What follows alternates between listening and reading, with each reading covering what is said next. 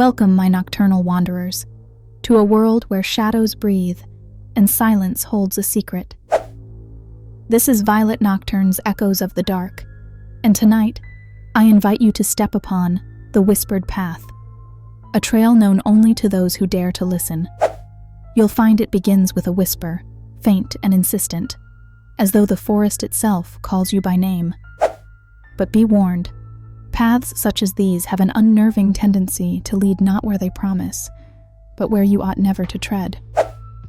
Our story centers on Olivia Grant, a woman desperate to escape her unraveling life after a year of grief, failure, and unanswered questions. One day, she finds a curious message scrawled upon a misted cafe window. Lost? Turn to the woods. Find the Whispered Path. Though it seemed absurd at first glance, Olivia couldn't ignore the tingling in her spine, or how her heart inexplicably surged at those words. Were they a sign? Or perhaps an invitation from something unnameable?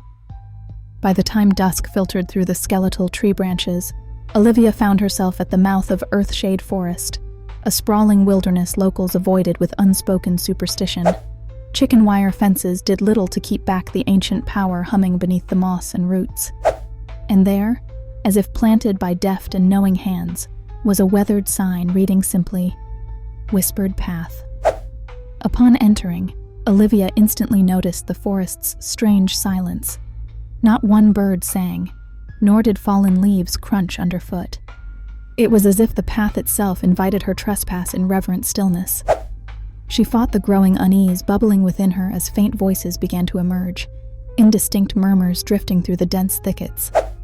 She told herself it was nothing but her imagination, yet the whispers seemed to single her out, growing louder with each passing step. Minutes turned to hours, though Olivia's watch had inexplicably stopped counting. The forest oozed with a twilight hue that remained frozen, never yielding to the deeper blackness of night. Paranoia grew with each fork in the road, each choice she made feeling irrevocable. It became impossible to disregard the chorus of whispers trailing her, each voice summoning her forward. They spoke her name now, distorted and layered, like echoes from beneath stagnant waters. When Olivia stopped walking to collect herself, she realized she'd stumbled into a clearing. In the sepulchral quiet, standing at its center, was a decrepit wooden bridge spanning a chasm so deep it appeared to have no bottom. Along the gnarled wood of its railings were carvings etched deep, depicting twisting figures flailing amidst consuming darkness. Olivia gasped as one of the carvings moved. Yes, moved. A faint ripple of agony contorting its etched surface into a wretched scream before it reverted into cold, silent wood. Something urged her forward across the bridge, though retreating would have been far wiser. As she placed her first tentative step upon it, the whispers around her crescendoed, urgent and unified, uttering one haunting phrase repeatedly in chilling synchronization. Do not look back. The bridge swayed precariously under her weight. Each step seemed to stretch it further. Unnatural wood sprouting beneath her feet forced her to keep moving forward. The whispers turned into anguished cries echoing into the void, each lament carrying a deeply personal familiarity. Her mother's voice sobbed apologies she'd never heard in real life. Her ex-partner screamed blame she had long buried in attempt to move on. And amongst them, she swore she heard a small voice, one she dearly hoped she had imagined, that of her unborn child.